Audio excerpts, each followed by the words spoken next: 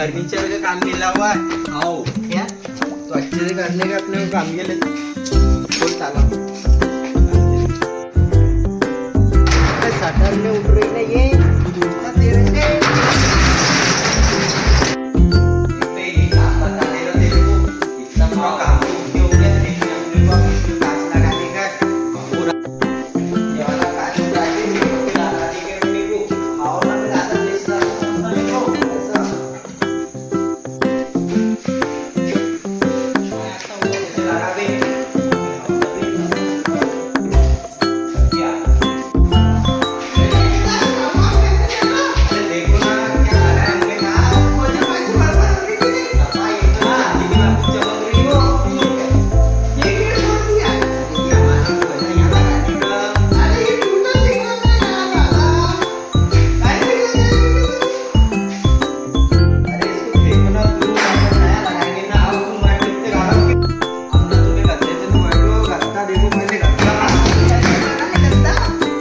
बबलू ठेकेदार बोलते ना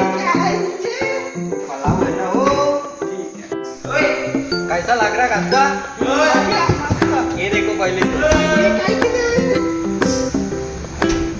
अरे यहाँ पे वो रहेगी तुम्हारी ये देखो तुम काम कैसा लग रहा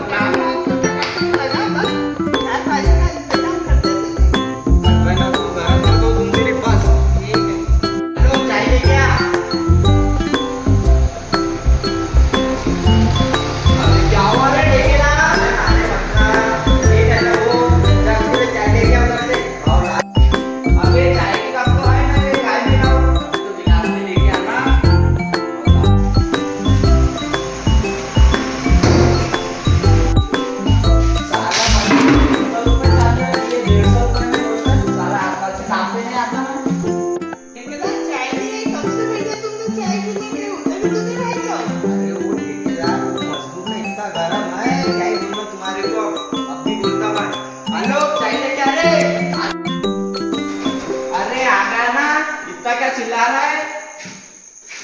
ये लो पियो चाय चलो तुमको काम दिखाता हूँ अच्छा दिखा ये देखो काम अपना बढ़िया लगा अभी काम देखो तुम अरे गुस्सा ना हो मेरी सराहनी करना भी उसमें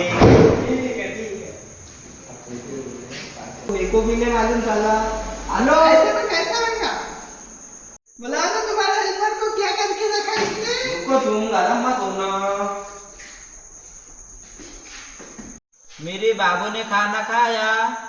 साले तो यहाँ बाबू पे लगा पड़ा है उधर सेठ कितना गरम हो रहा मेरे पे चलेगा ना अरे चल रहा ना तो थोड़ी देर मोबाइल के बात का कर लिया तुम तो साले तेरे को मैं 150 रुपया दे रहा रोजानदारी कल से 50 रुपया कट कर लूंगा अरे चल रहा ना चलो बना बेटा ये कांची क्यों तोड़ा अरे वो मेरे बाबू से झगड़ा हो गया था इसके लिए मैंने गुस्से में तोड़ दिया तो इसकी जो 150 रुपये दे दी जो रोजगारी थी ना बेटा वो आज से कर ये कांच को भर के देगा और वो सेठ लेके देगा दूसरा और सेठ किसी पे गरम होगा सेठ लेके देगा बाद में कहता मेरे इसमें से पैसे काट लेना साले सेठ मेरी रोजगारी से काटेगा ना तो मैं क्या करूं चालू करें तुम्हारे को ठीक है मैं तुम्हें तेरे रोजंदारी से काट नहीं मेरी रोजंदारी से काटने की जरूरत ही नहीं है बस काट बदल के तुम्हारे को तुम आओगे थोड़ी सी बाहर की हवा खाओगे आता हूँ मैं मेरी दुकान काम एक नंबर है लेकिन हाँ साला भोसड़ी वाले सेठ ने 55,000 रुपये मात्र ठेका दिया हो साले तेरे को मैंने बोला था